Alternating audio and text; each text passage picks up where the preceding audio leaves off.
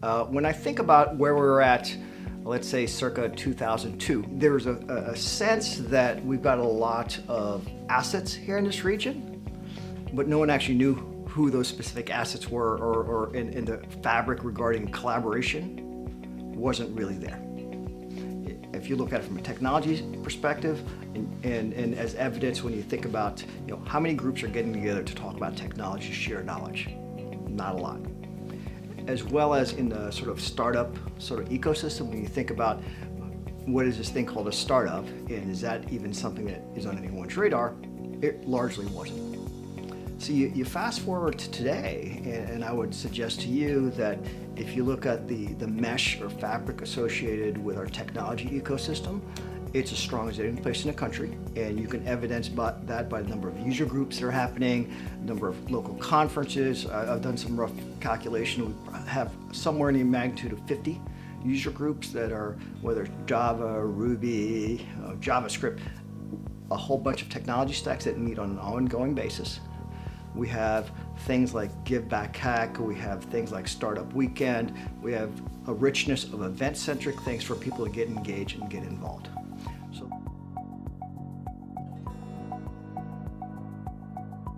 So digital leadership is about understanding the problem to be solved. It's understanding how do you enable that to be solved using digital channels, and then understanding how to manage an enterprise so you're efficient, effective, and consistent with that digital footprint that you have in an enterprise.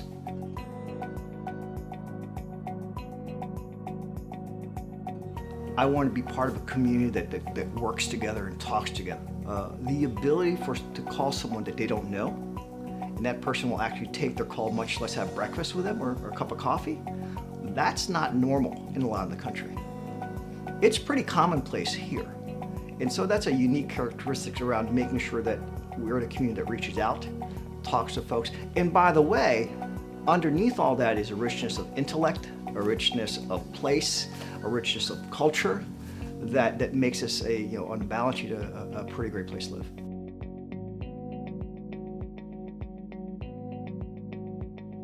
That is a softball. I mean, when I think about the Columbus Collaboratory, our mission is about accelerating innovation. How do we enable our companies that we work with to get better, faster, to get more market share in a way that leverages technology? When we think about the art of the possible, the question is how do you create the art of the possible to the art of now, right? How do you make that transition, and our job is to make that now in a meaningful kind of way. We just happen to do so in such a way that takes advantage of the collaborative nature of this region.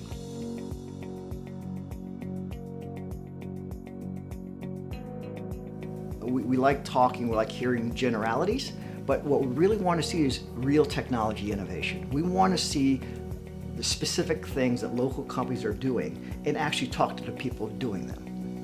The innovation isn't in the idea, the innovation is the practical implementation of a technology or a new way of doing something in a way that actually accelerates the company. And so we're creating the opportunities to get hands-on, ground-level conversation with folks doing things that are actually implemented in a meaningful kind of way. That's what's pretty exciting to me, and I think folks that will go to that will walk incredibly excited about, wow, this is actually happening.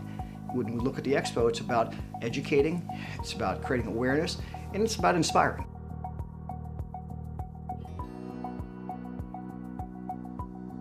I'd like to hear about what's happening outside Columbus, and that gives them that kind of perspective, as well then get at a grassroots level and talk to the people that are doing really cool, innovative things. Because at heart, I'm a geek, and I want to get hands-on, right? I don't want to just read something generically. I'd like to go, oh my God, MI Homes is showing virtual reality that is cool by itself, but the business case is that it reduces the need for a house to show people, right? I mean, that's a big business impact, and to me, I get excited by how can you take these different ways of approaching things and create real business impact.